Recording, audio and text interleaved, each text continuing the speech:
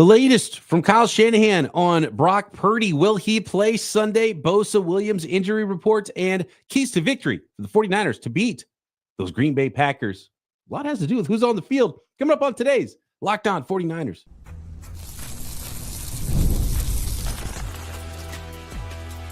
You are Locked On 49ers, your daily San Francisco 49ers podcast, part of the Locked On Podcast Network, your team every day. Welcome to Locked On 49ers. Brian Peacock and Eric Crocker with you, as always, at BD Peacock, at Crocky209. Thanks, everybody, for making us your first listen on the Locked On Podcast Network, your team every day. Love our everydayers. Appreciate all the new listeners as well, jumping on with us every day here throughout the season.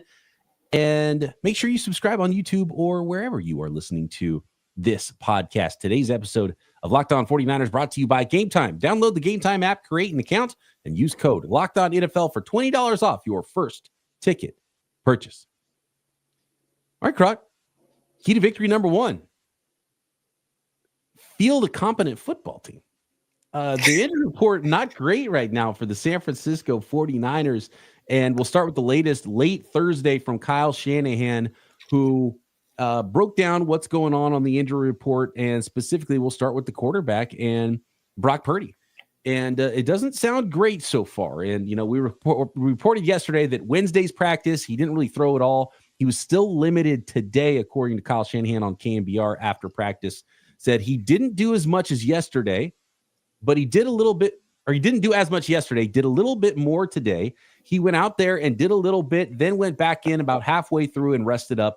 Hopefully it will be feeling great on Sunday. So right now, Kyle Shanahan hoping Brock Purdy will feel better on Sunday. Still limited in practice, did a little bit, went back in and, you know, whatever, got treatment and trying to get right.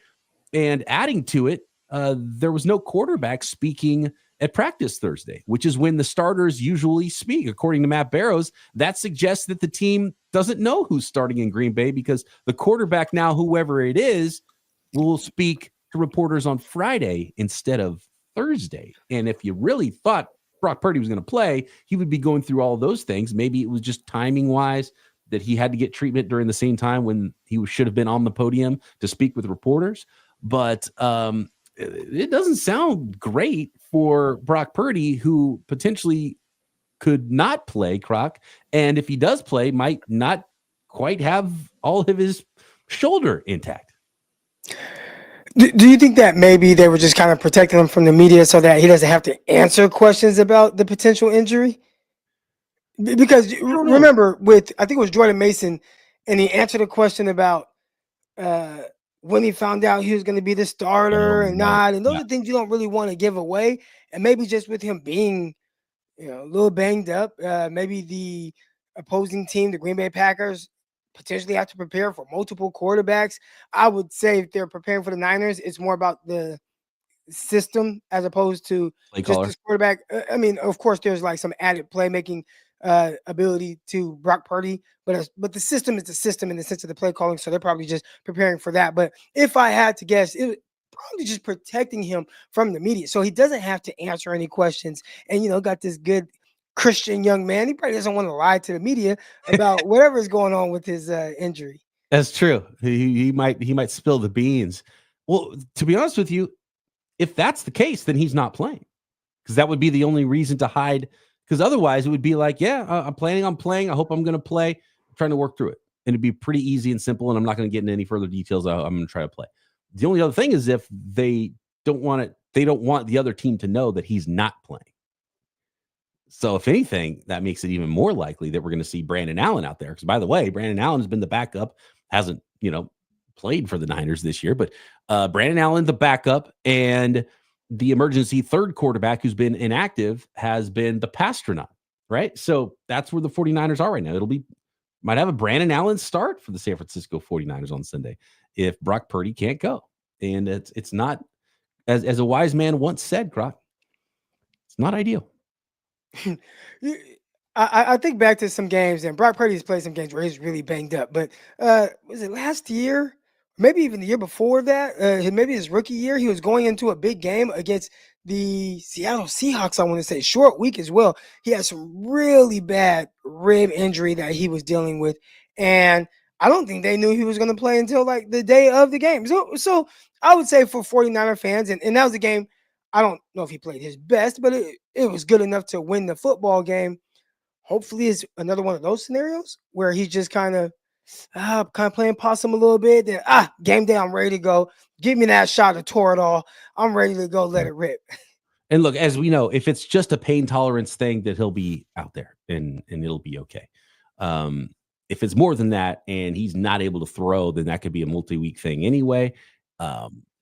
So yeah, we'll see how this goes. It's not great. It's not great for a team that's their backs up against the wall and they really need this game. More on the game against the Green Bay Packers right now. And if news couldn't get worse for the 49ers, who really need this win on Sunday, two of their best players, probably their just straight up best player on offense and defense, are in danger of not playing as well because not practicing again Thursday. Nick Bosa with the hip / oblique injury and Trent Williams with the ankle not practicing. And according to Kyle Shanahan on KNBR, Trent Williams and Bosa are in jeopardy of not playing.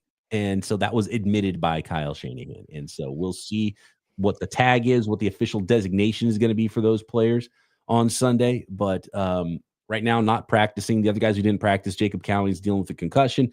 Tatum Bethune had a knee injury. Sounds like that one might be pretty bad. And then Kevin Givens dealing with a injury as well. The limited participants, Brock Purdy, as we mentioned, George Kittle, hammy. He said he is going to play. Chris McCaffrey's probably going to be limited all year with his Achilles tendonitis that he's been dealing with. And so I don't think that's really an indication whether he's going to play or not. Although, there's a chance that could get worse, but, it shouldn't be surprising that he's limited and he might not practice a whole lot the rest of the year. Charvarius Ward has returned to the team and practiced in limited fashion this week, and John Feliciano still limited with his return from a knee injury. So that is the full practice report from the San Francisco 49ers. But obviously the big one is Nick Bosa and Trent Williams. And look, Croc, if Nick Bosa and Trent Williams and Brock Purdy don't play, you're throwing out a preseason game. That's a preseason lineup.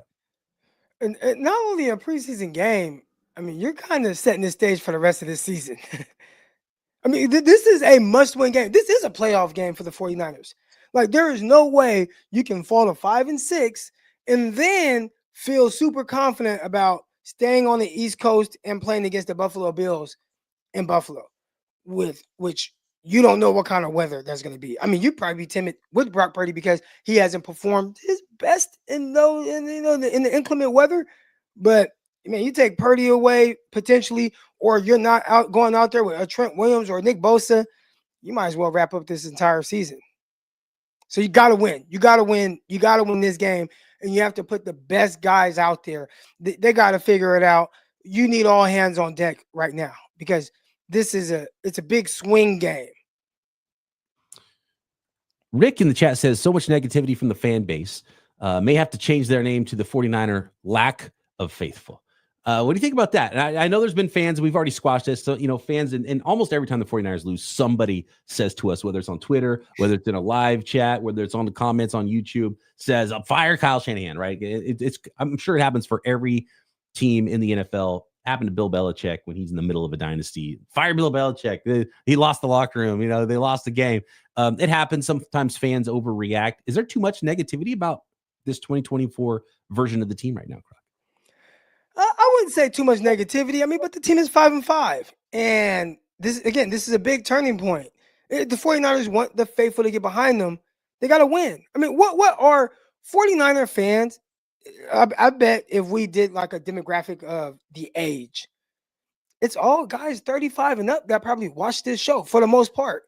And a lot of those guys are accustomed to seeing 49ers win, right? I mean, Super Bowls. And right now, they're struggling to win that big game. They've kind of been there, been close 3 different times, had opportunities to win all of them. All right, but you lost those games. And then you turn around and now you're 5-5. So I think because, and I'm not saying this is like a spoiled fan base, but I think the standard is the standard, regardless. And I don't think that the standard heading into this season was that the 49ers will be 5-5, 500 after 10 games. Like, that is not the standard. So if we don't want to hear the 49er unfaithful or in all that. The 49ers are going to have to do what these fans are used to cheering for, and that is for a winning team. Give us a little bit more confidence, and I think you'd see a huge swing in the morale of the fan base. I want to put a poll out there for our listeners, and we'll go over this at the end. We'll see if Croc is right.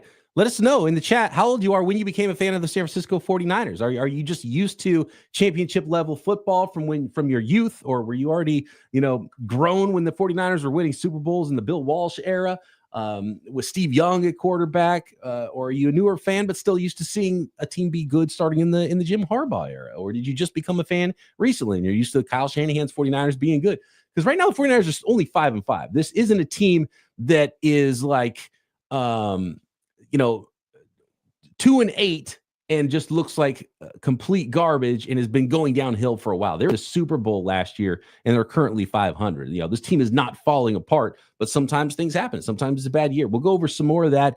And of course, keys to victory. Some more notes on Kyle Shanahan, though, as well, before we get to those keys to victory next.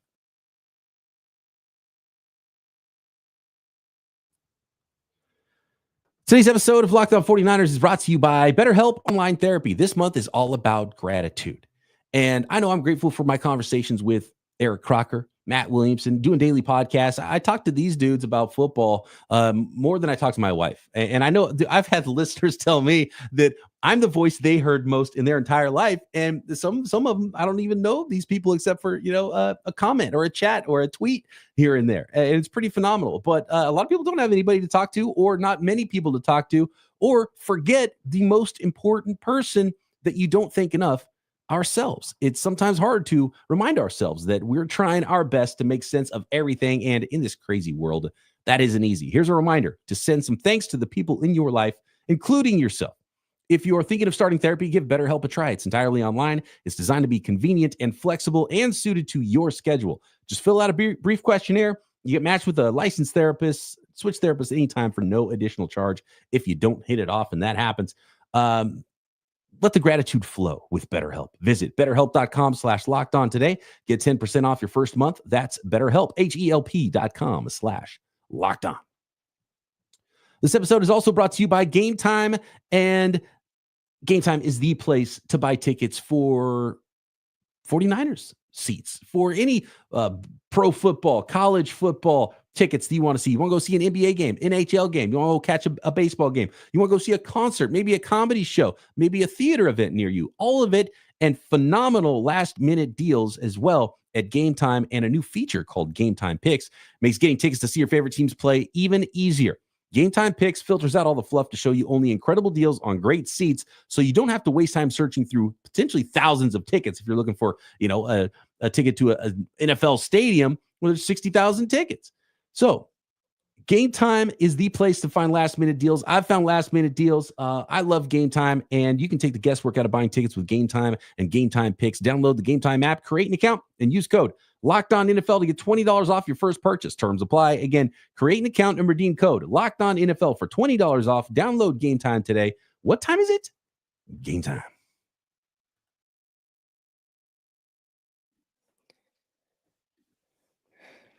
So I want to talk about the term Super Bowl hangover really quick, Croc, because I think that Super Bowl hangover can be so many different things. And I think at first, when the idea Super Bowl hangover, the 49ers lack a little juice in training camp. Maybe they're a little bit flat. They've got holdouts and things like that. That could be a part of a Super Bowl hangover. Mostly it's thought about, you lose a game and mentally it's so hard to get over. So mentally draining. Physically draining, playing 19, 20 games every single year for some of these veteran players, and the 49ers have a little bit older roster. So you're mentally drained. You start to get physically more injured than you were before as a football team. And the 49ers are having that bad injury luck this year compared to last year, for sure.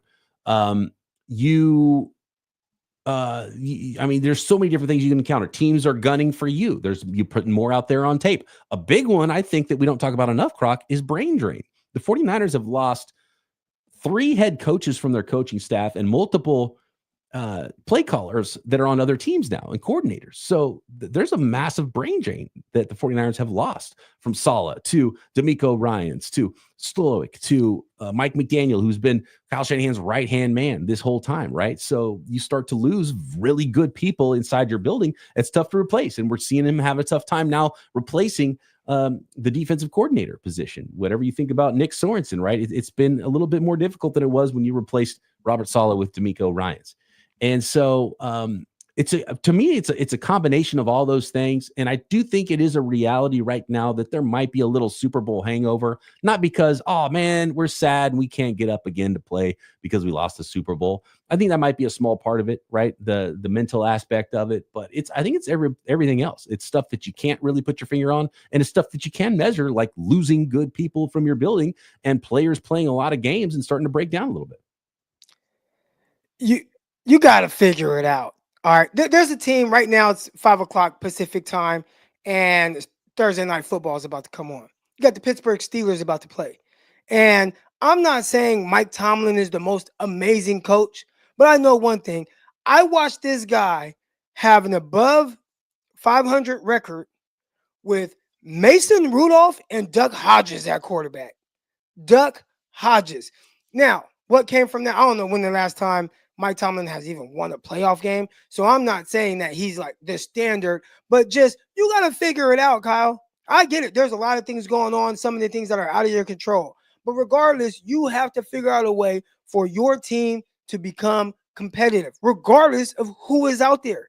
And we see it consistently with the great coaches. Now, if Kyle doesn't want to be compared to the great coaches, and again, he should be in that conversation. This is a guy that has been to 3 straight conference championship games, 4 over the last like 5 or 6 years. He should be in the conversation with those guys. But this is one of the years when you find out, are you who you think you are?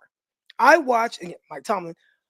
Mike Tomlin, I think, is coach of the year just off the strength of being 4-2 and saying, we are moving off of this quarterback who has 10 total touchdowns and 1 INT because we feel like this other guy gives us the best chance to win. And since then, all they've done is win, and had a huge game win last week against the Pittsburgh Steelers. So now he's getting competent quarterback play. Baltimore Ravens. Competent quarterback play, playing well. They'll probably lose because I'm praising them right now, so they'll probably lose tonight. But when I think of coaching, you got to figure it out. And Mike Tomlin, he figures it out. Just a way for his team to be competitive and fans to believe in something. And right now, the 49er fan base, they feel down. And the person that they're pointing their finger at, it's Kyle Shanahan. Mm-hmm. So, Kyle, I don't care what injuries you have or the things you've dealt with this offseason. You have your quarterback. He's out there every game. You got to figure out how to turn some of these L's into W's. And it's even more worrisome because in half of those games that you lost, you were actually winning by double digits. And I urge everybody to go listen to the Peacock and Williamson episode from Tuesday where I chatted with Aaron Schatz, who's the inventor of the DVOA stat. And he talked about how someone like Mike Tomlin consistently outperforms what the statistics and analytics say that his team should be playing at, whereas Kyle Shanahan kind of goes on the other side.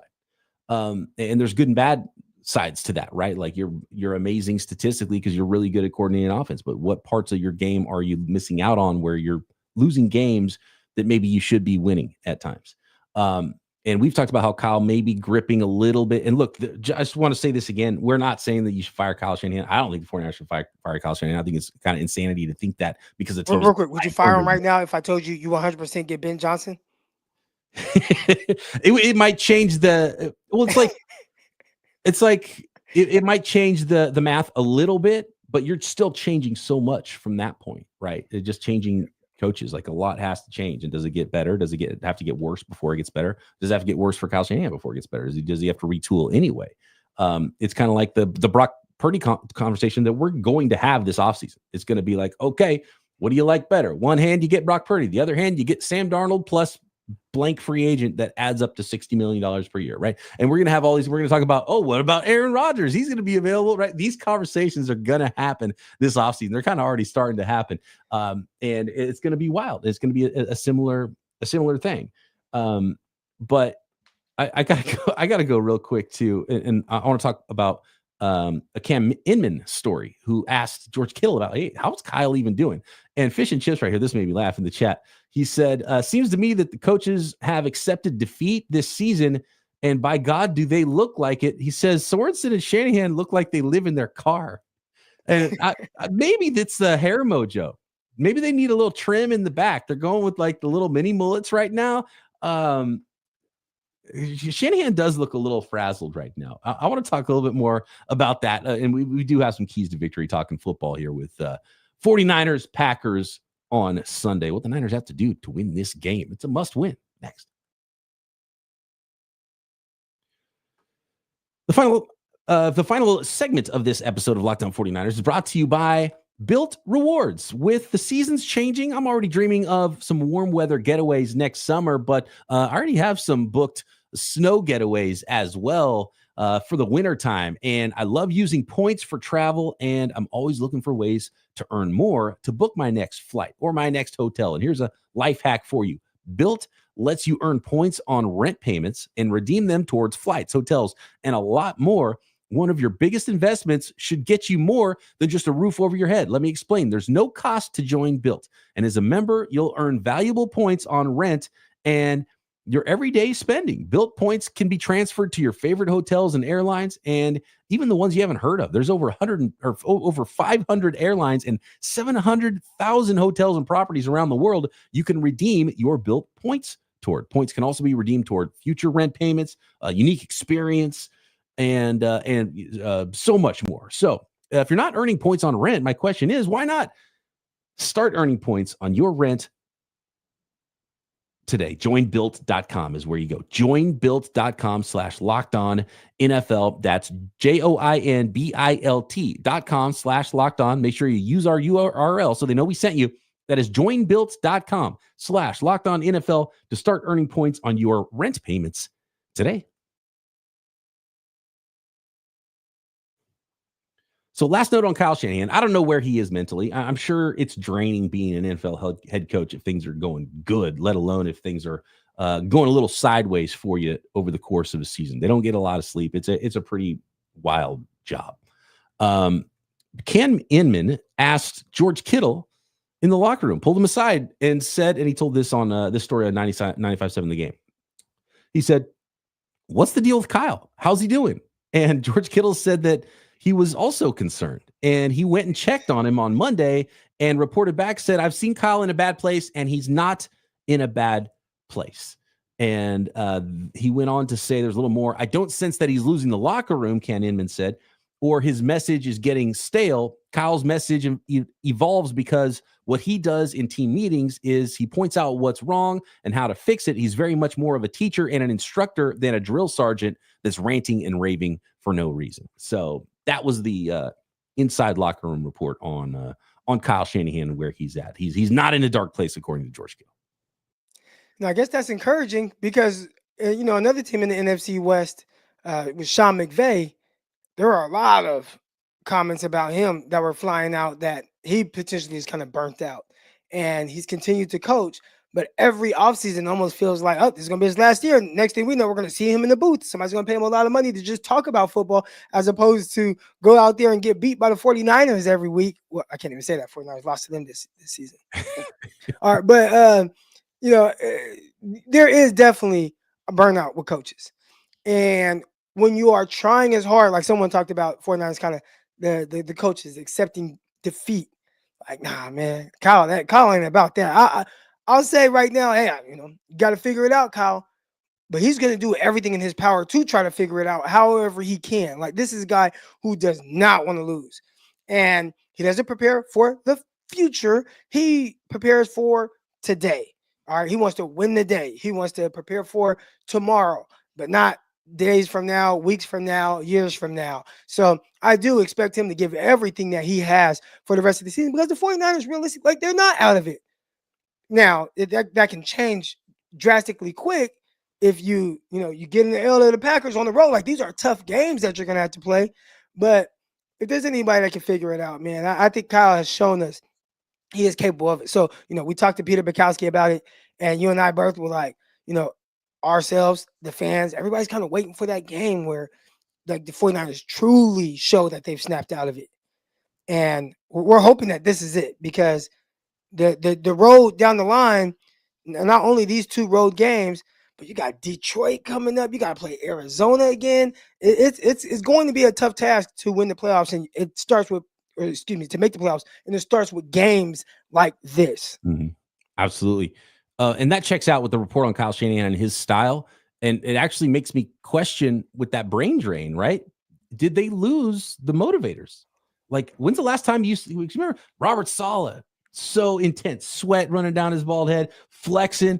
D'Amico Ryans, did they lose that person on the sideline? And there's some guys, is Trent Williams a motivator? Brock Purdy, is he the motivator? Kittle and Fred Warner would probably be the guys I would nominate on offensive defense as like the heart and soul guys, the motivators. Are they enough? Is that enough to have it in the players? Do you need it in the building as a coach? Does Kyle Shanahan need to bring in his drill sergeant? And is that the difference between Tomlin and Kyle Shanahan that we were talking about? Maybe Tomlin is the drill sergeant, so maybe that helps, right? Like, just being that motivator. But there was this clip floating around with Mike Tomlin, and I think he was talking to Pouncey. So this wasn't something that was happening this year. Mm-hmm. But Pouncey came off the field, and just hearing the conversation about a boneheaded mistake that Pouncey made, and obviously you could hear it in the coach's voice. They're going to be disappointed in a situation like that. But it was almost like he kind of wanted to put his arm around his player in that position to do better. And I think sometimes that's the difference, just the way your message is received by a player and being able to get the most out of them. And I think for the 49ers right now, I see someone in the chat say, Kyle Shanahan, he ain't out there missing blocks, or, he's not out there blowing coverages. Mm-hmm. What is Kyle doing to breathe life into the players that maybe are having those kind of mistakes? And is that the difference right now? They need a chief flex coach. They need someone on the sideline that's just amped, flexing the muscles, chest bumping guys when they come off the field.